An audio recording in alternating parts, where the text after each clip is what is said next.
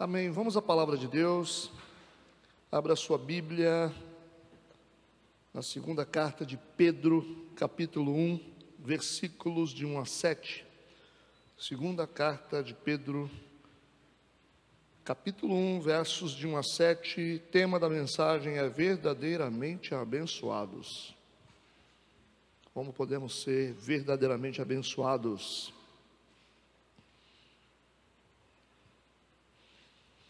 Amém? Vamos lá. Assim diz a palavra de Deus. Simão Pedro, servo e apóstolo de Jesus Cristo, aos que conosco alcançaram fé igualmente preciosa pela justiça do nosso Deus e Salvador, Jesus Cristo. Graça e paz vos sejam multiplicadas pelo conhecimento de Deus e de Jesus nosso Senhor, visto como o seu divino poder nos deu tudo o que diz respeito à vida e piedade, pelo conhecimento daquele que nos chamou pela sua glória e virtude, pelas quais ele nos tem dado grandíssimas e preciosas promessas, para que por elas fiqueis participantes da natureza divina, havendo escapado da corrupção que pela concupiscência há no mundo, e vós também, pondo nisto mesmo toda a diligência, acrescentai à vossa fé a virtude, e a virtude a ciência, e a ciência a temperança, e a temperança a paciência, e a paciência a piedade, e a piedade o amor fraternal, o amor fraternal a caridade. Amém. Oremos. Pai Santo, querido, nós te louvamos, obrigado por esse tempo precioso na tua casa. Senhor, nos guia em toda a verdade, que teu Espírito continue a ser a nossa luz. Abençoe a todos que estão aqui, em nome de Jesus. Amém e amém. Podeis assentar.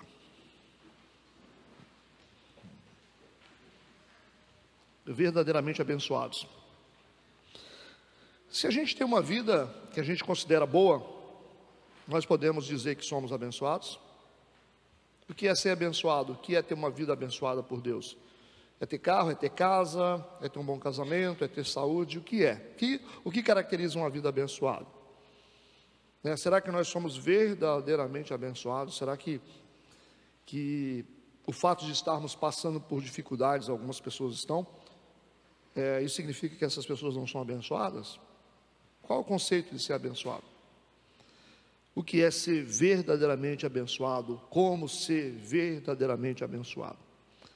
Então esse texto é interessante, né? E nos ensina muitas lições sobre uma vida verdadeiramente abençoada. Essa carta de Pedro, ela nos ensina no versículo 1, algo que já começa a nos dar um norte, porque o versículo 1 diz assim: Simão Pedro, servo e apóstolo de Jesus Cristo. Chama a atenção isso porque Pedro se define como servo, e o servo aqui é escravo, não é simplesmente alguém que trabalha, é escravo mesmo. De quem? De Cristo. Ele diz, servo e apóstolo de Jesus Cristo. Duas coisas que ele é, ou que ele se considera: um escravo e ao mesmo tempo um apóstolo de Jesus Cristo. Então Pedro se considera escravo no sentido de pertencimento. Ele entende que ele pertence a Jesus. Como isso é importante? Pertencer. Ou seja, Jesus nos comprou. Nós não somos donos de nós mesmos. Essa é uma base segura para a gente ter uma vida de bênção. Nós não somos donos de nós mesmos. Nós não temos vida própria. Então a bênção vai embora quando a gente esquece dessa realidade. Ele diz, Simão Pedro, servo, escravo e apóstolo. Entende? Servo, ele já fala sobre o seu tamanho, em relação ao servir, ao pertencer, ao ter um dono, a não ter vida própria. Ele foi comprado a partir da morte na cruz. Jesus nos comprou, então a minha vida pertence a Deus, e tudo que eu faço tem que ser do jeito que Deus quer. Eu não tenho que decidir por mim mesmo, eu não tenho que fazer as minhas vontades, eu tenho que fazer a vontade de Deus. É isso que ele está dizendo. E ao mesmo tempo ele diz que ele é apóstolo. Olha a grandeza ministerial dele. Aquele que coloca fundamentos para a igreja, aquele que estabelece as primeiras bases para a igreja. Ele está dizendo que é um apóstolo. E a gente entende que a base da nossa autoridade espiritual está ligada à nossa disponibilidade de pertencer a Deus. Amém? Isso dá autoridade para a gente espiritual. Ter uma vida abençoada tem tudo a ver com autoridade. Ele está dizendo: eu sou um apóstolo, mas sou também um servo. Eu sou pequeno, mas ao mesmo tempo eu sou grande. Então isso que nós temos que entender. Nós somos servos de Deus. Nós dependemos de Deus. Nós vivemos para Deus. Jesus morreu por nós e nos comprou. Mas será que nós estamos fazendo a vontade de Deus ou sempre as nossas vontades?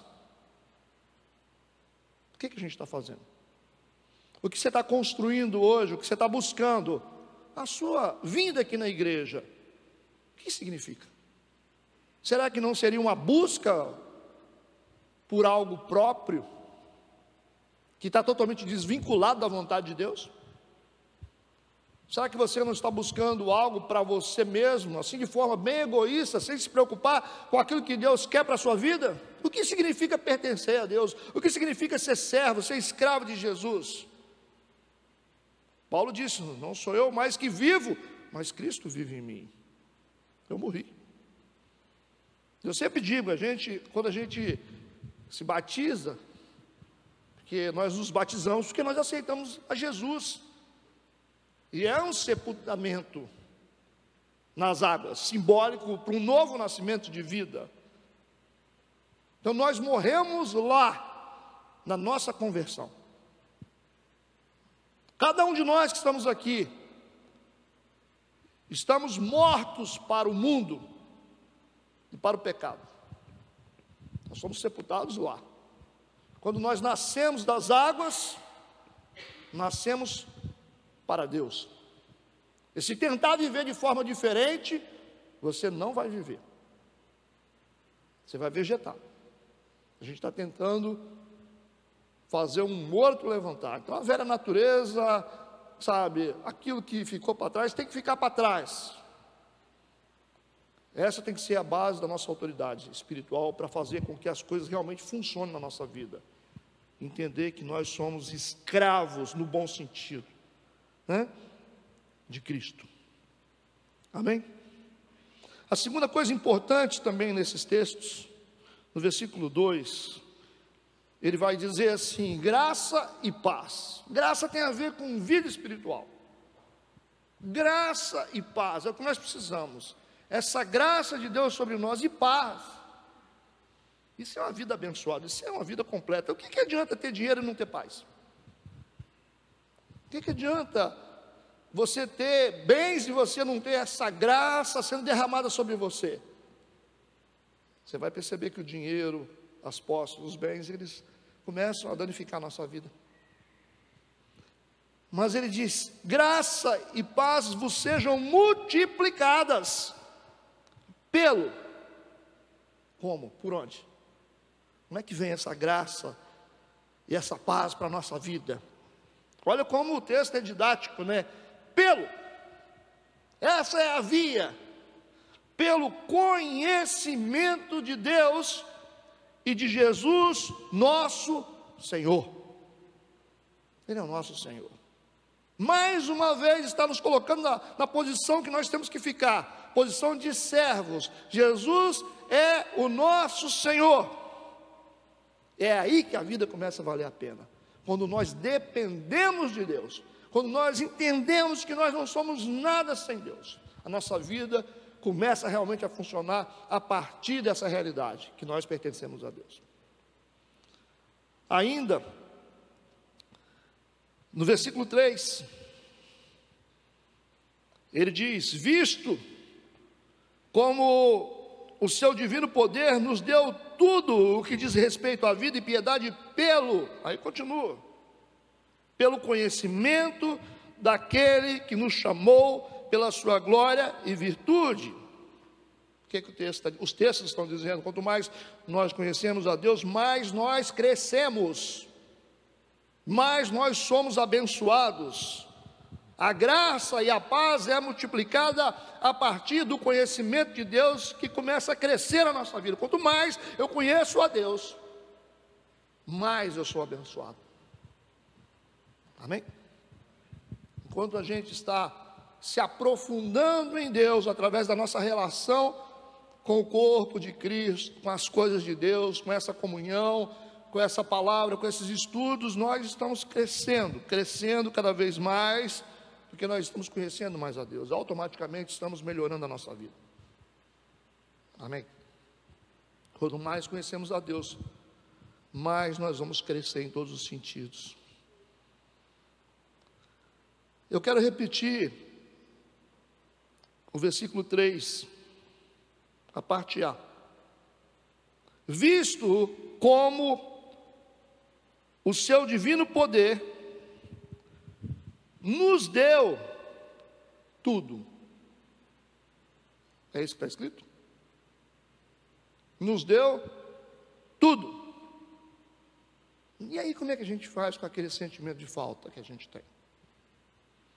Aquele sentimento de escassez, de que falta alguma coisa, a gente fica triste, sente um vazio existencial, parece que está faltando alguma coisa que a gente não sabe se é uma pessoa para a gente amar, se é um bem para a gente ter, se é um lugar para a gente ir, se é algo que a gente tem que conhecer. Por que está acontecendo? Se o texto está dizendo que, visto como o seu divino poder, Ele nos deu tudo o que diz respeito à vida e a piedade. Nos deu tudo. Então, as coisas mais fundamentais que nós precisamos para uma vida completa, Deus já nos deu. Isso nos foi dado na cruz, gente. Olha que conquista que Jesus teve quando Ele morreu na cruz por nós. Ele nos deu.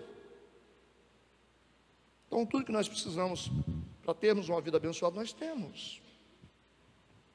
Eu quero ler Efésios capítulo 1, versículo 3, para confirmar isso que eu disse. Bendito o Deus e Pai do nosso Senhor Jesus Cristo, o qual nos abençoou. Isso é passado, nos abençoou.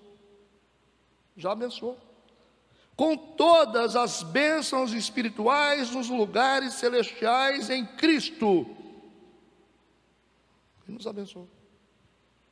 Então, tudo que nós precisamos para ter uma vida abençoada, nós já recebemos de Deus. Então, o que falta? O maior desafio nosso é ter fé suficiente para tomar posse daquilo que já foi conquistado.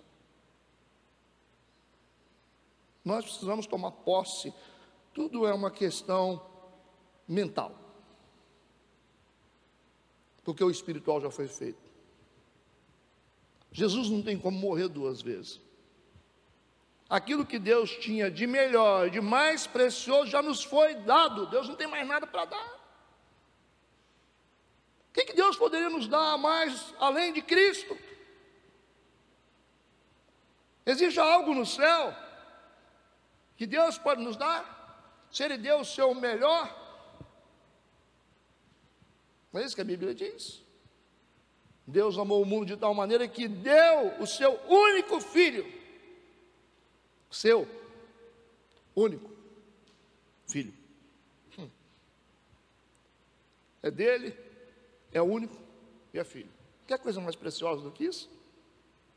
Ele nos deu.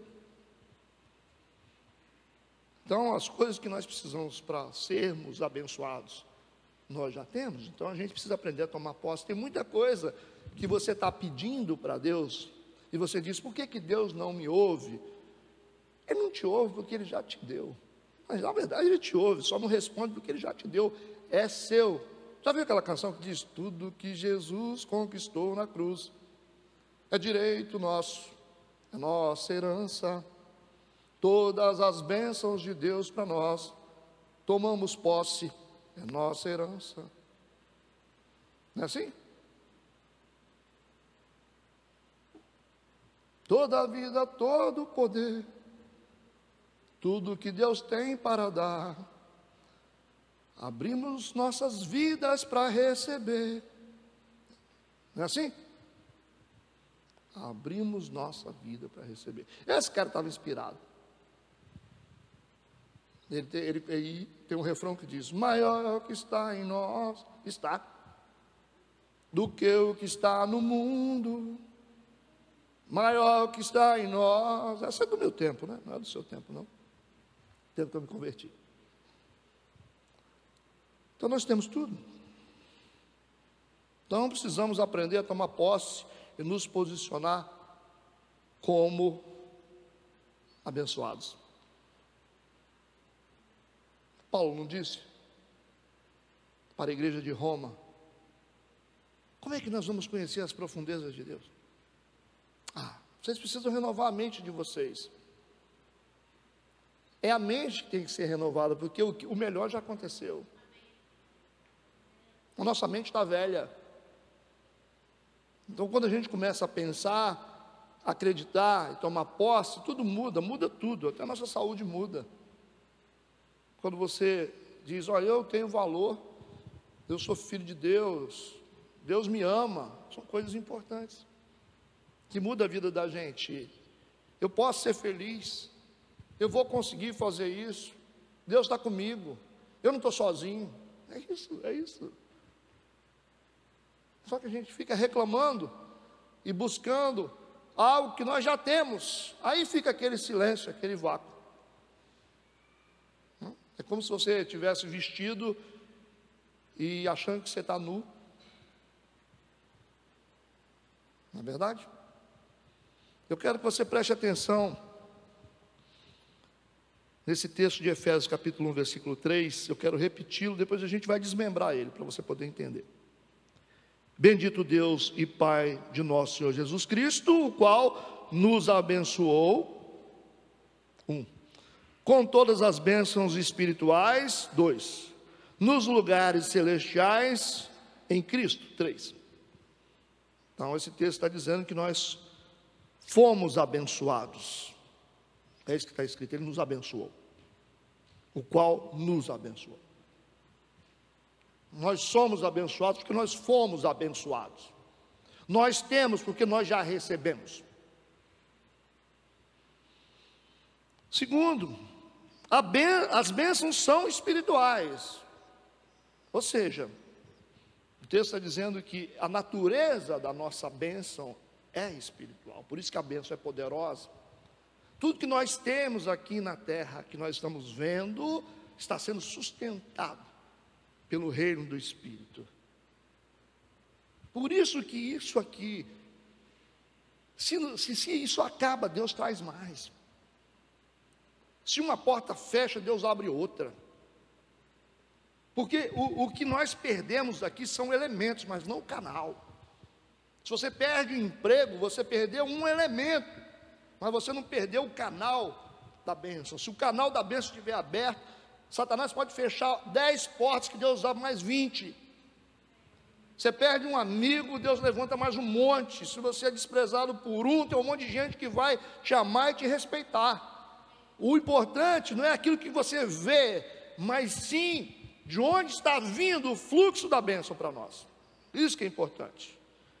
Por isso que Paulo disse que nós fomos abençoados, o qual nos abençoou com todas as bênçãos espirituais. Ele está dizendo que a natureza da nossa bênção não é material.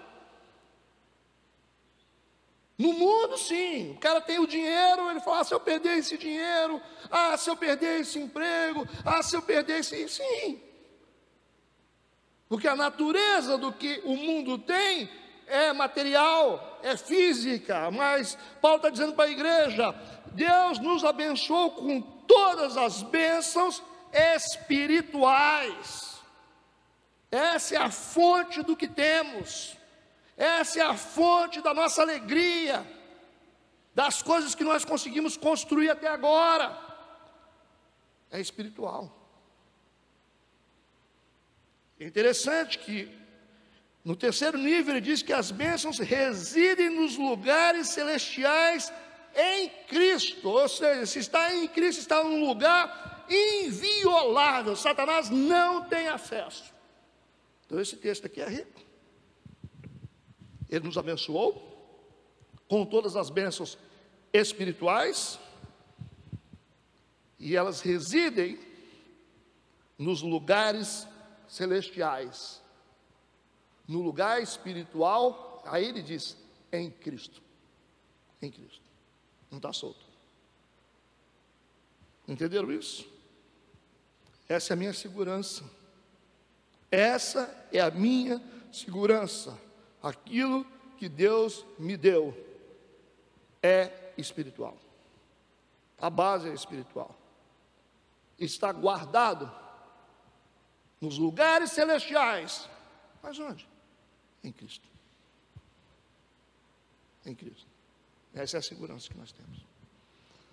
Embora as bênçãos espirituais elas pareçam subjetivas, né? A bênção espiritual, porque a gente vê as coisas assim, é mais fácil. Você vê o violão, você vê o carro, você vê a casa.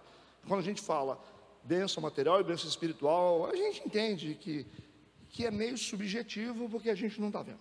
Na verdade, as bênçãos espirituais é que são as bênçãos verdadeiras. Amém? Hebreus capítulo 11, versículo 3.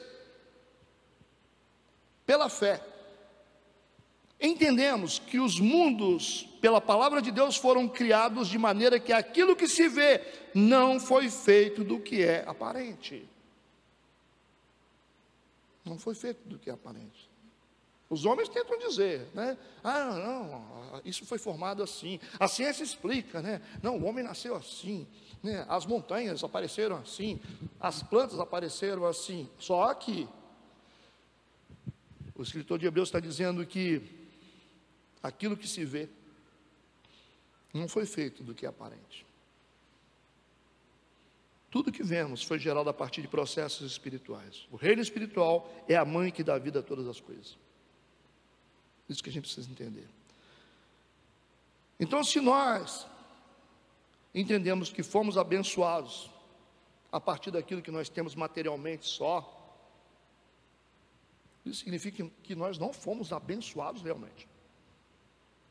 Se você achar que o que você tem se resume nisso aqui, nas coisas que você perde, nas coisas que você ganha, você não foi realmente abençoado, ou totalmente abençoado. O que Paulo está dizendo aqui em Efésios 1, é que a natureza da bênção do crente é puramente espiritual.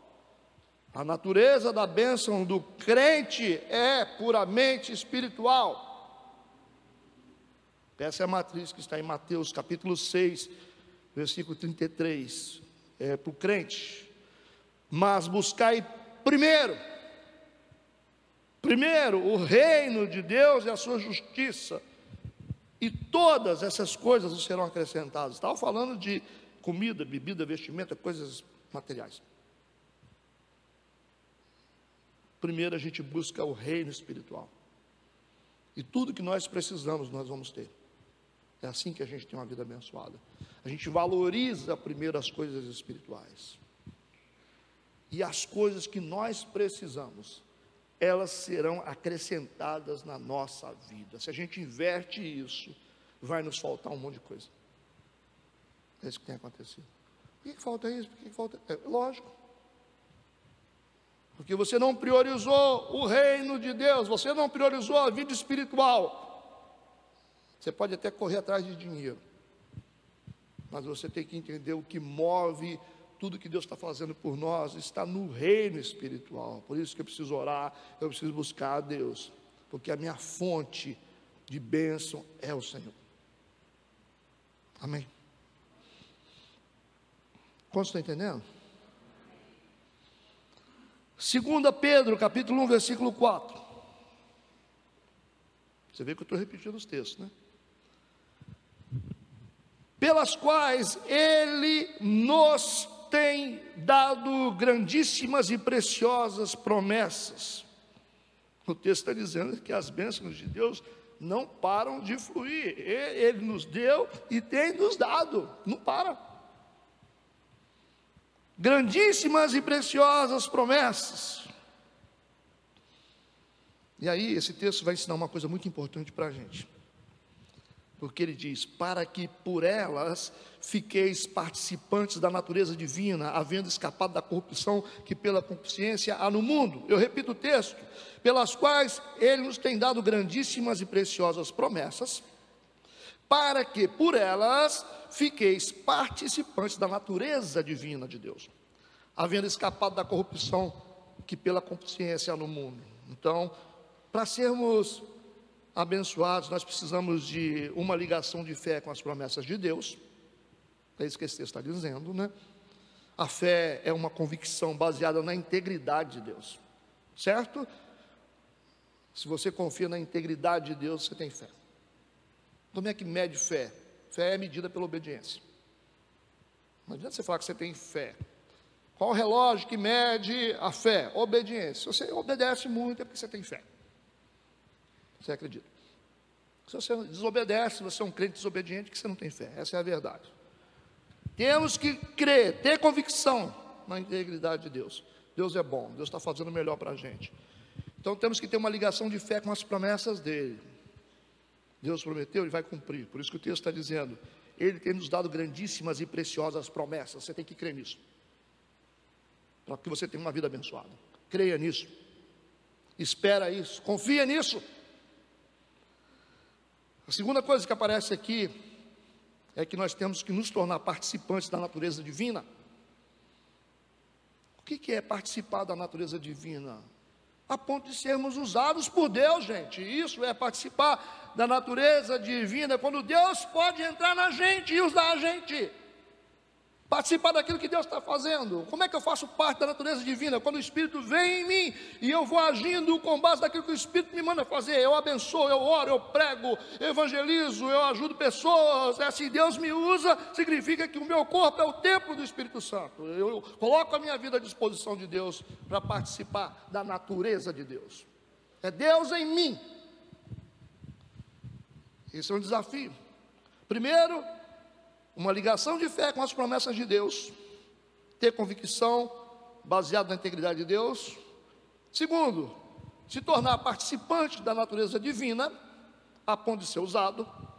E terceiro, escapar da corrupção do mundo. O que significa ser santo? Separado. Isso é ser santo, ter uma vida separada. Nós temos três coisas aqui: confiança em Deus, envolvimento com Deus e santidade por Deus. Quantos entenderam o que eu falei? São três fontes de poder: confiança em Deus, que é fé, envolvimento com Deus, santidade por Deus. Está nesse texto. 2 de Pedro, capítulo 1, versículo de 5 a 7, última sessão. E vós também, pondo nisto mesmo toda a diligência. Vocês precisam se esforçar, está dizendo. Vocês vão ter que se dedicar, porque não é fácil. Vocês precisam colocar diligência nisso, esforço, perseverança nisso. Acrescentem a fé de vocês. Aí o que ele está dizendo? Acrescentai a vossa fé. Que tipo de fé que você tem? Qual é o tamanho da sua fé? Você tem fé para milagres? Você tem fé para portas abertas? Você tem fé para ver cura? Você tem fé para quê? Qual o tamanho da sua fé? Muita fé ou pouca fé? Tem gente que tem fé para milagres. Essa igreja é o resultado da fé do povo. É isso? A igreja tem o tamanho da fé do povo, da fé do pastor. Certo? Se tivermos fé para uma igreja maior, a igreja vai crescendo. Se crescermos em fé, a igreja cresce mais. Ou podemos viver numa igreja de 5, 6 metros quadrados. Depende da nossa fé. Às vezes os pastores dizem assim: ah, mas a igreja, eu tento fazer lá uma campanha para o pessoal comprar um ventilador. Eu falei: não bota ventilador não, deixa eles no calor. Não merece, não tem fé. Quem tem fé bota ar-condicionado. Pastor, mas isso aí, né, ar-condicionado é coisa para rico. Não, não é para rico, é só juntar todo mundo que a gente compra. Quando todo mundo colabora, a gente coloca ar-condicionado, a gente compra som, compra tudo. Isso aqui, a igreja metodista, é resultado de fé das pessoas. Nós podemos ter todo o defeito do mundo, mas nós temos fé. Temos fé, porque a maioria dos membros dessa igreja são dizimistas. Graças a Deus, nossa igreja já teve 100% de dizimista. Isso é de dar inveja em qualquer pastor. Já tivemos uma época, mas chegou muita gente diferente na igreja, com cultura diferente, e não entenderam, mas vão entender no futuro. Mas nós já tivemos na nossa igreja 100% de dizimistas. É muito difícil isso. E o que tem? Ah, tem isso, tem sítio, tem igreja, tem lote? Tem, lógico, o pessoal tem fé. É resultado da nossa fé, né? Da minha fé, de fé de todo mundo. Porque um sozinho não faz não, mas nós juntos a gente faz. Colabora, ajuda, não é isso? Qual o tamanho da sua fé? Você tem fé para milagres, você tem fé para portas abertas, você tem fé para crescer, você tem fé para arranjar um emprego melhor, você tem fé para ganhar dinheiro. Qual a sua fé? Aí você pega a fé que você tiver. Talvez sua fé hoje está lá embaixo, né? Está pequenininha. Mas você precisa usar a sua fé para ter uma vida abençoada. Esse é o desafio. Você precisa usar a sua fé. Pastor, mas eu fui criado numa situação difícil, eu não tenho tanta fé. Ah, pastor, eu tenho fé. Ah, minha fé é mais ou menos, passei por muita coisa. Cara, tem níveis de fé diferentes aqui. Mas nós precisamos ter uma vida abençoada. Mas para ter uma vida abençoada, nós precisamos fazer a nossa fé operar a partir de alguns elementos. Se você quer realmente ter uma vida abençoada, a sua fé precisa operar a partir de alguns elementos importantes. Está aqui. Resumo do versículo 5 ao versículo 7. Ele falou sobre virtude, ciência, temperança, paciência, piedade, amor fraternal e caridade. 7 elementos aqui que precisam ser adicionados à nossa fé, para que a gente tenha uma vida abençoada realmente. E a primeira coisa que Pedro vai dizer é virtude. Significa moralidade, vida moral. É importante, não é? Se você não tem moralidade na sua vida, a sua fé não se respalda, não ganha autoridade. Você pode ser aquele cara de fé: ah, eu tenho muita fé. Mas você não tem vida moral. Qual a vida moral que você tem? Todo mundo fala da sua vida, você enrola. Você tem moral? O que é ter moral? Você tem moral para falar? Não é aquela coisa? Tem moral para dizer certas coisas? Você tem moral para falar? Então, moralidade. Mas tem gente que tem telhado de vidro e vive cheio de carrapicho, enrolado para pagar, enrolado para chegar no horário, tem vida imoral, sexual, vida enrolada. E aí não tem como, vai ter fé. Então a fé sem moralidade, por isso que Pedro falou sobre virtude. Virtude, moralidade. Se você não tem uma vida moral correta, a sua fé não se respalda, a sua fé não ganha autoridade. Segunda coisa que aparece aqui, ciência, que é conhecimento. Conhecimento. Precisamos conhecer, precisamos saber, precisamos aprender, estudar, gente. O que adianta ter fé? Se você tem fé e você não tem conhecimento, a sua fé se torna nociva. Vira uma metralhadora, vai começar a matar a gente. Você já viu gente de muita fé que começa a fazer um monte de besteira? Exatamente, fé sem conhecimento é um perigo, é uma fé perigosa. Não fica perto de um cara que tem muita fé, mas que não tem conhecimento. É o Satanás chupando manga. Você nunca viu o pastor cheio de fé? Não, eu tenho fé, não sei o quê. Não conhece nada. Faz um monte de besteira. acessa o mundo das trevas achando que está acessando o mundo espiritual, mexe com o demônio, endemoniza a igreja, porque não, porque eu tenho fé, porque Deus vai fazer, aí fica dando ordem para Deus, fica brincando com o diabo, não, o diabo está aqui, olha que o diabo está aqui, deita diabo, bota a mão para trás, vai fazendo, ah, eu tenho fé sem conhecimento?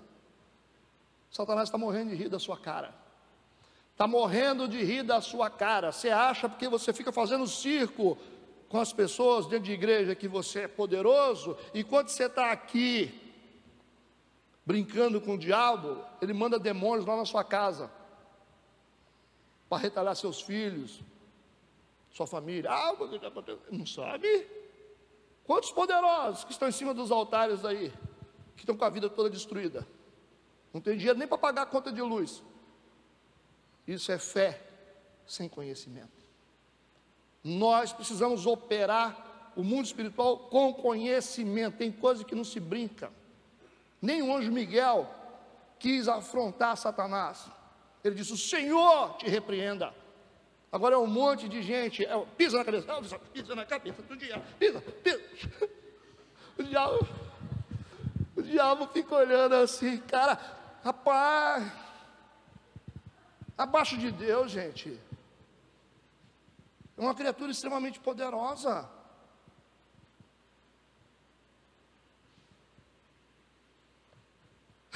Meu Deus, isso é conhecimento que falta na igreja. Ele está ensinando aqui. Tem fé? Quer ter uma vida abençoada? Primeiro, moralidade. Segundo, conhecimento. Terceiro, temperança, domínio próprio. Você tem que ser gestor das suas emoções, irmão. Cuidado, hein? Fé sem gestão de emoção, a fé fica fora de controle. Domínio próprio. Isso é coisa do Espírito Santo. Domínio, segurem. Segura a sua onda. Ah, mas não, segura a sua onda. Fé tem que ter domínio próprio. Ele diz também, paciência. Tem que colocar no meio da nossa fé paciência.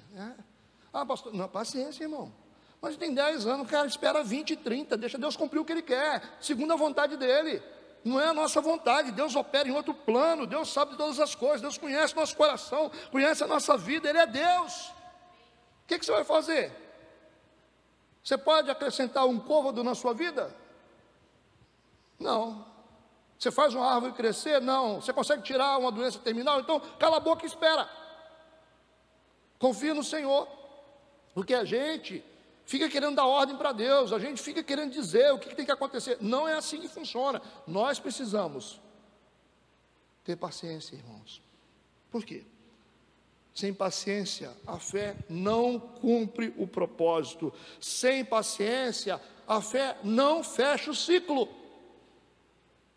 É por isso que a gente não consegue concluir coisas grandes na nossa vida. A gente começa, mas é aí Deus começa a fazer e a gente estraga tudo porque a gente não tem paciência. A gente quer determinar prazo para Deus, não adianta. Deus é Deus do tempo. Ele disse: acrescenta a sua fé piedade, que é devoção, contemplação, é ter vida espiritual. Se você não tem devoção, que é a piedade, a vida piedosa, a fé não se espiritualiza, gente. Ela não gera resultado. Fé tem que operar no campo do poder, tem que ter o reino de Deus impulsionando a nossa vida. Por isso que temos que ter orações, devoção, igreja, sabe? Isso aqui que nós estamos fazendo, isso é uma vida de piedade, uma vida piedosa. É uma vida piedosa, vida espiritual, devoção, contemplação. Acrescenta a sua fé, fraternidade.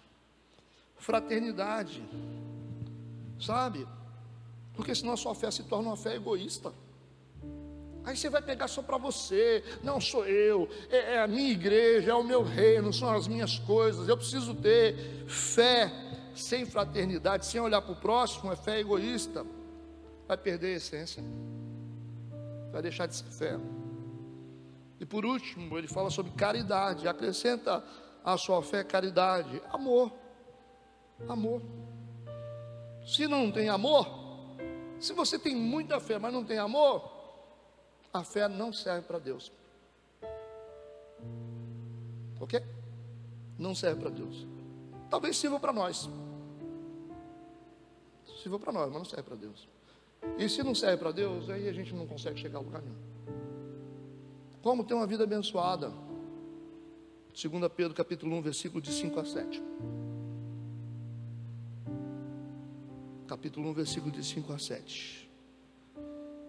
Quando você adiciona moralidade, conhecimento, domínio próprio, paciência, devoção, fraternidade e amor, a sua vida vai virar uma chave. Você vai ter uma vida abençoada, verdadeiramente abençoada, em nome de Jesus. Creia no que eu estou dizendo. Vamos crer. Então fica de pé e vamos orar por isso. Vamos adorar e depois oramos. Amém?